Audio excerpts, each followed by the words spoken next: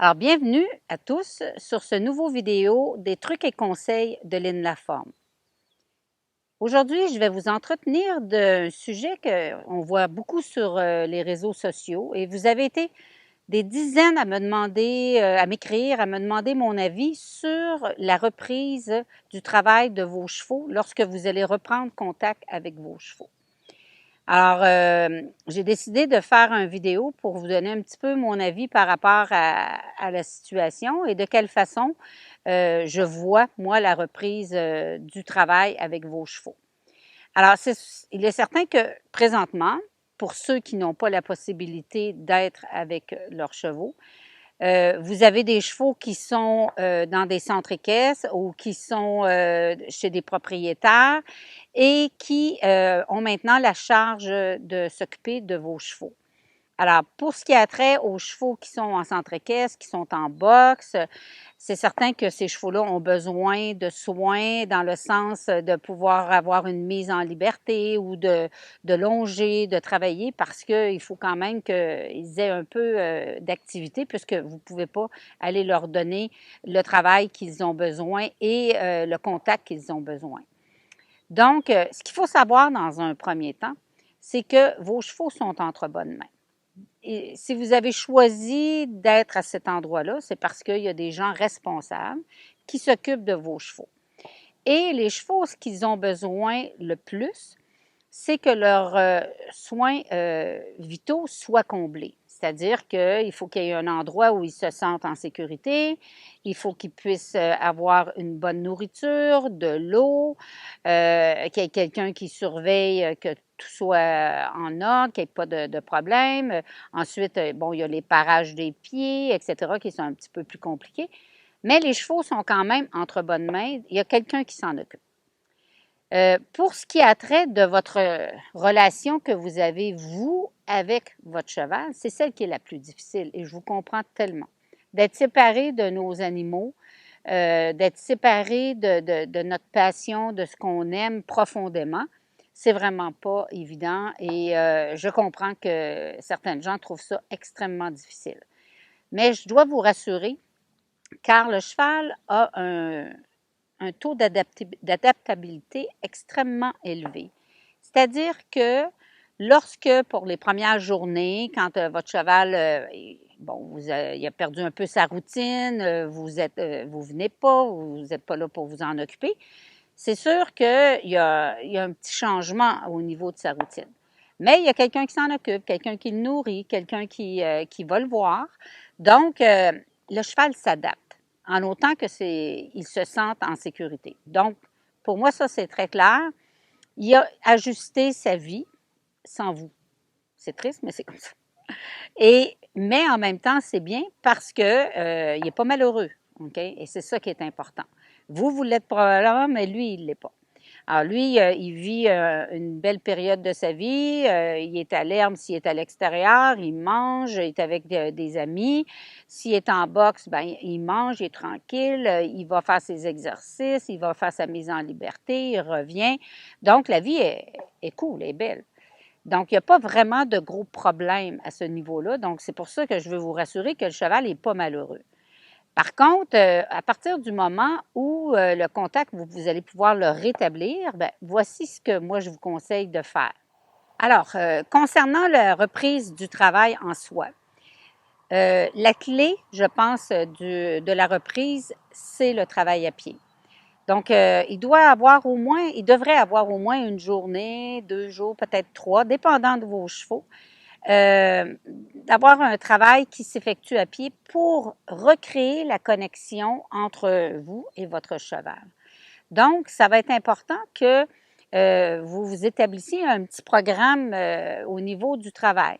Pas besoin d'être très long au début, hein. Juste le fait d'aller le voir, de le brosser, de s'en occuper, de travailler un petit peu les hanches, les épaules, de faire un petit peu de travail de longe, commencer tranquillement le cheval à le remettre en condition physique, c'est suffisant. Vous n'avez pas besoin d'avoir une séance de travail d'1 heure. Surtout sur des chevaux qui, au départ, vous n'aviez pas beaucoup de temps de mise, c'est-à-dire que vous les montez une fois semaine ou 2 fois semaine. Les chevaux en soi n'ont pas beaucoup de conditions physiques, si vous voulez, au niveau du travail. Par contre, ce que vous devez vraiment établir, c'est justement de se reconnecter avec votre cheval et que vos habitudes, votre routine se remettent en place. Donc ça, c'est la première chose. Ensuite, au niveau de travail musculaire, un cheval qui est monté régulier, ou qui était monté régulier avant le confinement, bien, c'est certain qu'il y a déjà un travail musculaire qui a été mis en place. Il va peut-être manquer un petit peu de cardio, il va peut-être être un petit peu plus, il va avoir un petit peu plus, il va être courbaturé le lendemain, ça c'est certain. Mais il y a déjà un travail musculaire qui avait déjà été mis en place. Donc, le travail que vous allez remettre lorsque vous allez le travailler, il va revenir plus rapidement que par rapport à un cheval qui n'est pas travaillé régulièrement. Donc, il y a quand même une petite distinction entre les deux. Maintenant, au niveau du travail à cheval, ce que je conseille après avoir mis le travail à pied, d'avoir fait en sorte pendant quelques jours d'avoir établi votre connexion, votre complicité, votre routine, et que là, vous décidez de le monter, bien, travaillez-le énormément au pas. Donc, beaucoup de travail au pas. Vous le longez un petit peu avant de le monter. Et après, vous montez, vous faites vos exercices au pas, ceux qui connaissent, des exercices que vous connaissez et que le cheval connaît, des exercices d'assouplissement pour permettre de retravailler les hanches, retravailler les épaules, travailler un peu les transitions de l'arrêt au pas, du pas au trot. On fait des petites séances courtes de trot pour travailler le tonus. On ramène au pas, on refait des exercices et là, on les galope. Séance de galop très courte parce que le cardiovasculaire n'est pas là. Donc, il faut l'installer. Donc, un petit peu de galop, on revient au trot, on revient au pas, on fait des exercices, on repart.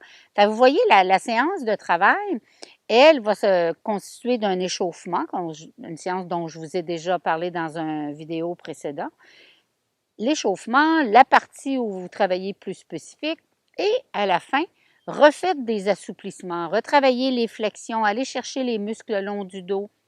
Assurez-vous que le cheval fasse une bonne élongation au niveau de l'encolure, une extension pour aller chercher ses muscles le long du dos et faire en sorte que le lendemain ou le surlendemain, il ne soit pas trop courbaturé.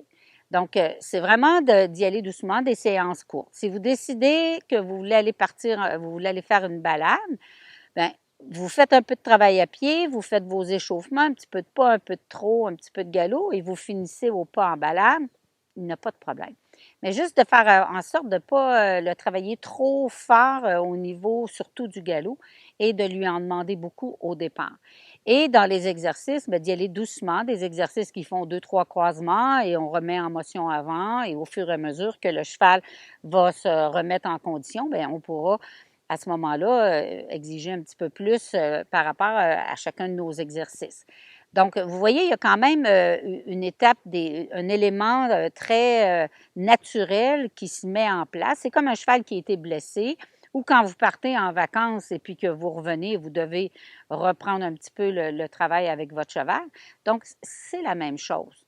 Donc, je pense que les gens, la reprise du travail à cheval, ce qui les inquiète, c'est beaucoup plus la partie émotive, la partie contact avec le cheval que la partie technique.